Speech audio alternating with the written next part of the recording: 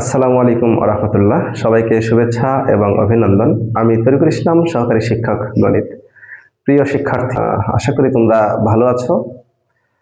আজকে আমি যে বিষয় সম্পর্কে আলোচনা করব, নবম দশম শ্রেণীর গণিত অধ্যায় নম্বর 2, সেট এবং ফাংশন। সেট ও ফাংশন সম্পর্কেই আজকে আমার আলোচনার মূল বিষয়। সেট ও ফাংশন এই অধ্যায়টা যারা এসএসসি পরীক্ষার্থী তাদের জন্য অত্যন্ত গুরুত্বপূর্ণ। পরীক্ষায় বা প্রত্যেকবার এসএসসি পরীক্ষায় কিন্তু এখান থেকে অঙ্ক এসেই থাকে। তো আমার আজকের আলোচনার বিষয় এখানে আমি লিখে রেখেছি। প্রথমে আমরা জানবো কি সেটের প্রাথমিক ধারণা, সেট বলতে আমরা কি বুঝি সেটা জানবো। এরপরেই আমরা উপসেট ও প্রকৃত উপসেট কিভাবে বের করতে হয় একটা সেট থেকে সেটা জানবো। সেট প্রকাশের পদ্ধতি, সেটকে কয়ভাবে প্রকাশ করা হয় সেই বিষয় সম্পর্কে। এরপরে ক্রমজোড়, কার্তেশীয় গুণজ, ভেন চিত্র, ফাংশন সম্পর্কে ধারণা, ফাংশন আসলে কি সেই বিষয় সম্পর্কে জানবো। এরপরে অন্বয় কি এবং অন্বয় থেকে কিভাবে ডোমিনোর রেঞ্জ নির্ণয় করতে হয় সেটাই আমরা জানবো। তো প্রথমে আমি সেটের প্রাথমিক ধারণা বা সেট বলতে আমরা কি বুঝি। ধরো আমাদের মধ্যে থেকে আমরা কেউ বাজারে গিয়েছি একটা ব্যাগ নিয়ে। এখন বাজারে গিয়ে আমরা কি নেব, 1 কেজি আলু নিলাম, এরপরে 1 কেজি রসুন, 1 কেজি পেঁয়াজ, এরপরে আরো হয়তো 1 কেজি বেগুন, পটল, এগুলো নিয়ে কিন্তু আমরা সেই ব্যাগের মধ্যে রাখি। তো এই যে ব্যাগ, এই ব্যাগটাই কিন্তু সেটের মতো কাজ করছে, অর্থাৎ প্রত্যেকটা আলাদা আলাদা প্রত্যেকটা উপাদান কিন্তু আমরা এই ব্যাগের মধ্যে রাখছি। তাহলে এই ব্যাগটা হচ্ছে আমাদের সেট, এবং ব্যাগের মধ্যে যে আলু, বেগুন, পেঁয়াজ, তারপরে রসুন যেগুলো রাখলাম সেগুলো হচ্ছে এই সেটের উপাদান, অর্থাৎ এগুলো হচ্ছে ব্যাগের মধ্যে যেগুলো আছে এগুলোকে উপাদান বলছি আমরা। তাহলে সেটের একটা সংজ্ঞা দেওয়া যাক। সেট হচ্ছে কি, যে বাস্তব বা চিন্তা জগতের সুসংজ্ঞায়িত বস্তুর সমাবেশকে কিন্তু আমরা বা সংগ্রহকে আমরা সেট বলতে পারি। মানে আমাদের কল্পনা জগৎ বলো আর বাস্তব জগৎ বলো, সবগুলোকে যদি আমরা একটা গণ্ডির মধ্যে বা একটা জায়গায় যদি আমরা একত্রিত করতে পারি সুবিন্যস্ত ভাবে, তাহলে সেটাকে আমরা সেট বলতে পারি। তাহলে আশা করছি তোমরা সেট বিষয়টা কি বুঝেছ। তো সেটকে আমরা প্রকাশ করতে পারি, সেট যেমন আমি এখানে লিখলাম যে সেটকে প্রকাশ করতে হয় অবশ্যই ক্যাপিটাল লেটার, যেমন এ, বি, তারপরে সি, এরকম করে যে এক্স, ওয়াই, এরপরে জেড। তাহলে আমরা সেটকে এরকম ক্যাপিটাল লেটার দ্বারা প্রকাশ করে থাকি বা সূচিত করে থাকি। আমি একটা সেট লিখলাম, ধরো এ সমান হচ্ছে 1, 3, 5। তাহলে আমি এখানে এই যে সেটের 3টা উপাদান 1, 3 এবং 5, 1, 3 এবং 5, এই 3টা উপাদান সেটকে অবশ্যই দ্বিতীয় বন্ধনী বা সেকেন্ড ব্র্যাকেট দ্বারা আবদ্ধ করতে হয়। এটা হচ্ছে সেট প্রকাশের একটা পদ্ধতি। আবার আমি আরেকটা সেটও নিতে পারি, বি সমান লিখলাম হচ্ছে 2, 3, 4, 5। তাহলে এটাও কিন্তু একটা সেটকে অবশ্যই সেকেন্ড ব্র্যাকেট দিয়ে ঘেরাও করে দিতে হবে, অর্থাৎ সেকেন্ড ব্র্যাকেট দিয়ে আমাদেরকে সেট প্রকাশ করতে হয়।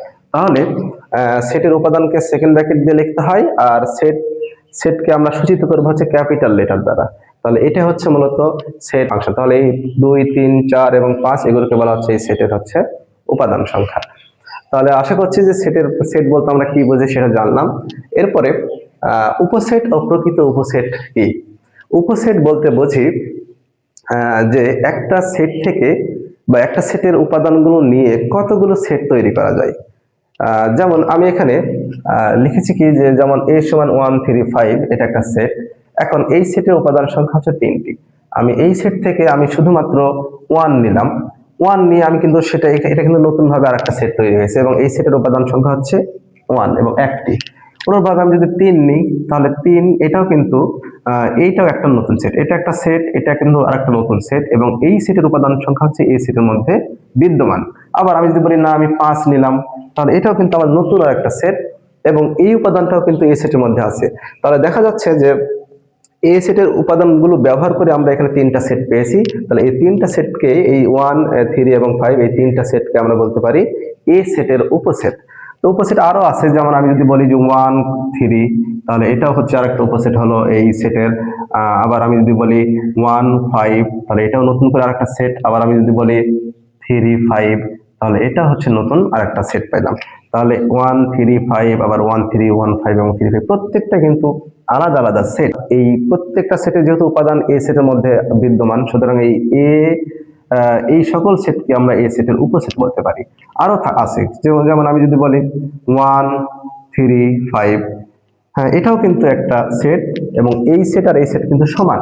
তাহলে এই নতুন সেট যেটা বানালাম সেটা কিন্তু এই সেটের উপাদানগুলো নিয়েই বানিয়েছি, সুতরাং এই নিতেও কিন্তু একটা এই সেটের উপসেট। আর একটা কি, এই সেটের মধ্যে অবশ্যই ফাঁকা একটা জায়গা আছে, ফাঁকা উপাদান আছে, সুতরাং আমরা ফাঁকা উপাদানকে এইভাবে প্রকাশ করি। তাহলে এটাও কিন্তু এই সেটের উপাদান। এখন মনে হতে পারে যে এখানে তো কোনো উপাদান আমরা নেইনি, না, এই সেটের মধ্যে 1 3 5 থাকার পরে এর মাঝখানে কিন্তু অনেক ফাঁকা ফাঁকা সেটও থাকে, সুতরাং এটাকে আমরা বলতে পারি হচ্ছে ফাঁকা সেট। এটাও কিন্তু এই সেটের মধ্যে আছে, প্রত্যেকটা সেটের মধ্যে কিন্তু ফাঁকা সেট থাকে। তাহলে আমরা কয়টা পেলাম? 1 2 3 4 5 6 7 8। এই যে এই 8টা সেট তৈরি করা গেল এই সেট থেকে, সুতরাং এই 8টা সেটকে বলা হচ্ছে এই সেটের উপসেট। তাহলে আমরা আশা করছি উপসেট সম্পর্কে আমরা জানলাম। এখন আরেকটা বিষয় আছে যে প্রকৃত উপসেট কি। প্রকৃত উপসেট হচ্ছে এ সেটের উপসেটগুলোর মধ্যে এ সেটের সমান কোন সেট? এ সেটের সমান হচ্ছে এই সেটটা। এই সেট আর এই সেট কিন্তু একই উপাদান দিয়েই তৈরি, সুতরাং এই সেটটাকে যদি আমি এখান থেকে বাদ দিয়ে দিই তাহলে কয়টা থাকলো? 1টা 2টা 3টা 4টা 5টা 6টা 7টা। তাহলে এই 7টা সেটকে আমরা বলবো হচ্ছে প্রকৃত উপসেট, এইটাকে বাদ দিয়ে।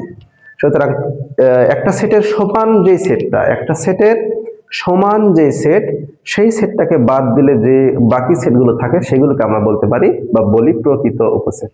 তাহলে আশা করছি উপসেট ও প্রকৃত উপসেট সম্পর্কে আমাদের ধারণা হয়ে গেছে। এখন প্রকৃত উপসেট বা উপসেট আমরা কয়টি, কিভাবে, এটা এমসিকিউ প্রশ্নে অনেক জায়গায় থেকে থাকে। যেমন উপসেট নির্ণয় করার একটা সূত্র আছে, সেটা হচ্ছে 2 to the power n। 2 to the power n, এটা হচ্ছে উপসেট নির্ণয়ের সূত্র। এখন এই সেটের উপাদান সংখ্যা কয়টি? 1 3 এবং 5। 1 3 5, তাহলে এখানে আমাদের উপাদান সংখ্যা হচ্ছে 3টি। তাহলে আমি n এর মান আমি যদি 3 বসাই, 2 to the power 3 equal to হচ্ছে 8। আমি যখন n এর মান 3 বসালাম তখন 8 পাওয়া গেছে। তার মানে যেহেতু উপাদান সংখ্যা 3টি, আমি উপসেটের সংখ্যা পাবো হচ্ছে 8টি।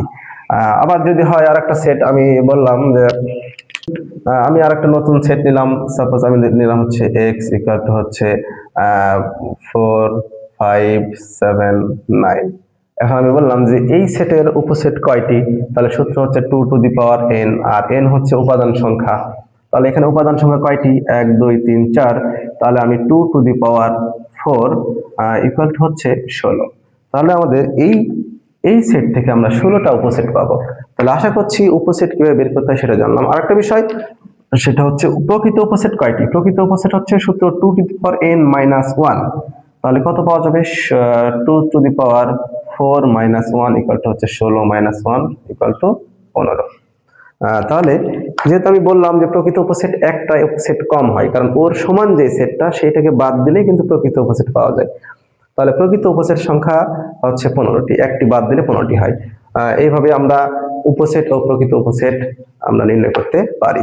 আর একটা বিষয় স্টুডেন্টদের, তোমাদের হয়তো মনে হতে পারে যে এর সমান আমি একটা সেট লিখলাম, সাপোজ আমি বললাম 2 3 এবং 5।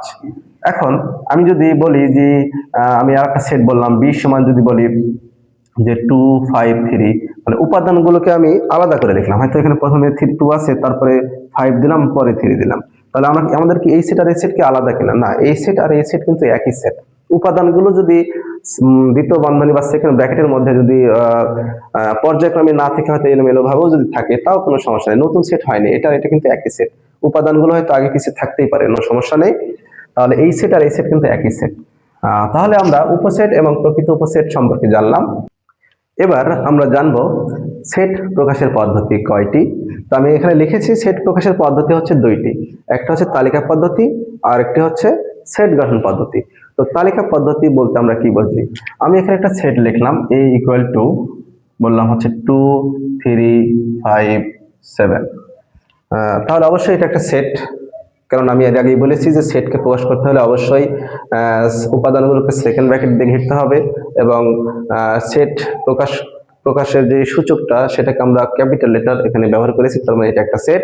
আর এই সেটের উপাদান সংখ্যা হচ্ছে 4টি। তাহলে আমরা তালিকা পদ্ধতি, এটাকে বলা হচ্ছে তালিকা পদ্ধতি। এখন তালিকা পদ্ধতি কাকে বলা হয়? তাহলে যে পদ্ধতিতে সেটের উপাদান সমূহকে দেখা মাত্রই আইডেন্টিফাই করা যায়, অর্থাৎ এই যে সেট, এই সেটের উপাদান সংখ্যা হচ্ছে 4টি, আমরা কিন্তু সরাসরি দেখে বুঝতে পারছি। তাহলে এই পদ্ধতিটাকেই বলা হচ্ছে তালিকা পদ্ধতি।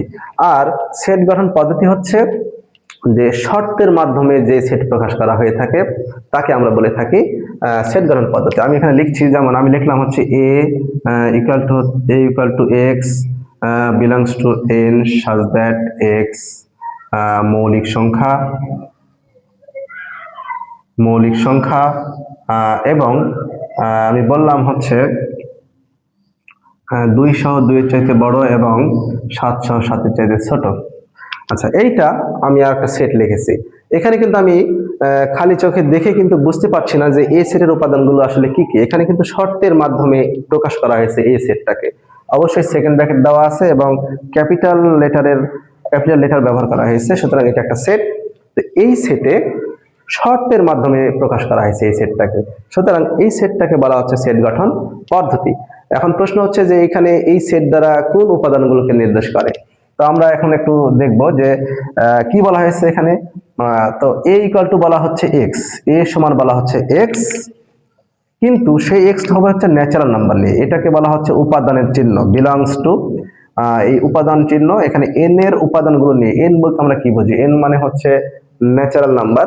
ন্যাচারাল নাম্বার কোনগুলো? ন্যাচারাল নাম্বার হচ্ছে 1 2 3 4 5 6 7 8 9 10 11 এইভাবে অসীম পর্যন্ত, 1 থেকে শুরু করে সকল পূর্ণ সংখ্যা অসীম পর্যন্ত বড় পূর্ণ সংখ্যা একের চাইতে, সেগুলিকে আমরা বলি হচ্ছে ন্যাচারাল নাম্বার বা স্বাভাবিক সংখ্যা। এরপরে 0 বা -1 -2 0 এগুলো কিন্তু ন্যাচারাল নাম্বার না। তো 1 থেকে অসীম পর্যন্ত পূর্ণ সংখ্যাগুলোকে আমরা বলে থাকি হচ্ছে স্বাভাবিক সংখ্যা বা ন্যাচারাল নাম্বার। তাহলে a হবে x, আর x হচ্ছে কার উপাদান নিয়ে হবে? x হচ্ছে ন্যাচারাল নাম্বারের উপাদানগুলো নিয়ে হবে, অর্থাৎ এই 1 2 3 এই অসীম পর্যন্ত যে উপাদানগুলো আছে সেই উপাদানগুলো নিয়েই হচ্ছে উপাদানগুলি হচ্ছে x হবে। এরপরে এক্সটা আবার আরেকটা শর্ত দিয়েছে, সেটা কি? যে এক্স হচ্ছে মৌলিক সংখ্যা। এক্স মৌলিক সংখ্যা। এখন 1 থেকে অসীম পর্যন্ত সব উপাদান তো ন্যাচারাল নাম্বার তার মৌলিক সংখ্যা না। তাহলে মৌলিক সংখ্যা এখানে কোনটা? এই 2 একটা মৌলিক সংখ্যা, এরপরে 3 একটা মৌলিক সংখ্যা, 5 একটা মৌলিক সংখ্যা, 7 একটা মৌলিক সংখ্যা।